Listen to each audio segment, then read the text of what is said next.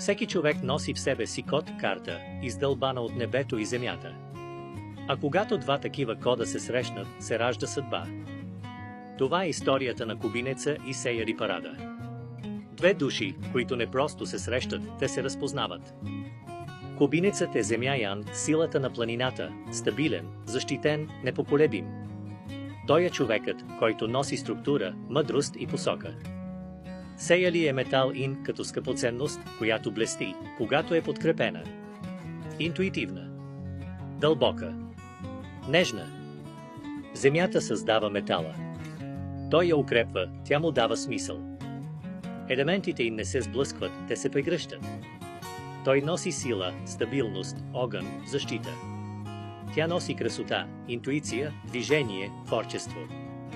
Там, където той е скала, тя е вдъхновение.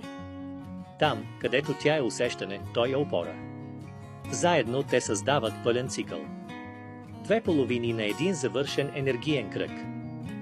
Бунделът на Кубинеца среща дракона на Сейяри, съюз на уважение и царствена хармония. Змията и емонкето – тайният съюз на стратегия, ум и прозрение. Тигърът в неговата карта разпалва огнената сила на дракона в нейната страст, движение, решителност. Това не е случайност. Това е древна хармония, написана в звездите. Техният път е специален. Той е учителят, скалата, защитникът. Тя – интуицията, музата, вдъхновението. Заедно отключват способности, които по-отделно остават заспали. Това е карма на пробуждане. Карма на защита. Карма на растеж. Любовта им е силна. Привличането – естествено. Свързаността – дълбока. Понякога тя е твърде чувствителна. Понякога той е твърде силен. Но с нейната мекота и неговото разбиране двамата изграждат съдба, която издържа изпитанията на времето.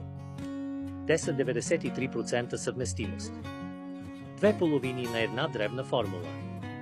Две енергии, които не просто се намират, те се завършват. Това е хороскопът на Кубинеца и Сейяри Парада. Ако желаеш да откриеш твоята собствена карта, свържи се още днес.